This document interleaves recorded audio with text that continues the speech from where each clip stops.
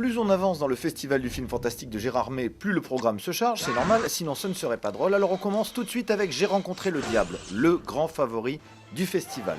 C'est un film policier, c'est un film d'horreur, c'est un mélange entre les deux, un film coréen extraordinaire qui nous fait passer tour à tour par toutes les palettes émotives possibles et imaginables à l'écran, interprété et réalisé de main de maître, un petit bijou. On ne peut pas en dire autant de The Silent House, un film qui nous vient d'Uruguay, qui est un film de concept puisqu'il s'agit d'un long plan séquence comme à l'époque de La Corde d'Alfred Hitchcock, le procédé n'est donc pas nouveau. Ici il s'adapte à un film d'épouvante en huis clos. L'exercice semble un petit peu vain, on se demande un petit peu où ils veulent en venir, les effets de peur ne sont pas très efficaces, l'actrice moyennement convaincante malgré toute la bonne volonté qu'il faut lui reconnaître. Cela dit, il y a plein d'idées visuelles intéressantes, il y a un twist dans le scénario qui nous permet de tout reconsidérer, donc tout n'est pas à jeter, mais The Silent House n'entrera sans doute pas dans les mémoires.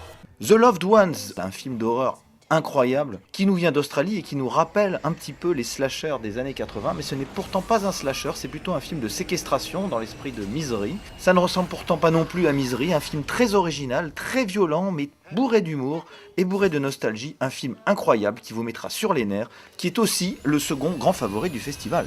Et maintenant, c'est l'heure de l'instant norvégien avec l'interview de Glenn Erland Tosterud, l'acteur principal de The Troll Hunter.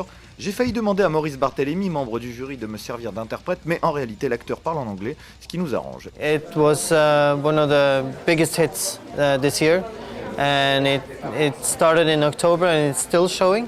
For me, it was really a lot of fun because I love the improvising bit and how it has to be authentic, it has to be real, and it can't seem acted, so I like that a lot. We were out for 29 days, and there was 25 shooting days because there was a lot of traveling. There were takes that were like 25 minutes long to get the unexpected things. To know how big they are, and yeah, sometimes with one of the trolls we had like a pole with a marker so we could see where the troll was. There has been a lot of talking about sequels, so there is definitely a chance of that, and also, you know, a remake is also possible. A lot of studios that want to make a remake, so but who knows? Donc attendez-vous évidemment à un flot de séquelles, de préquels, de remakes dans tous les sens. On finit la journée avec Proie, un premier long métrage français qui est une espèce de crossover entre l'univers de Claude Chabrol et celui de Stephen King. On y parle d'une famille qui s'entre-déchire dans la campagne française, on y parle aussi d'une attaque de sangliers qui sont particulièrement féroces. Un film très efficace qui a quand même quelques défauts, notamment l'utilisation un peu excessive de la caméra agitée et aussi une grande timidité en ce qui concerne l'exposition des monstres, mais ça c'est plus une histoire de budget. Le film nous a quand même beaucoup convaincus. Rendez-vous demain pour d'autres films et de nombreuses interviews.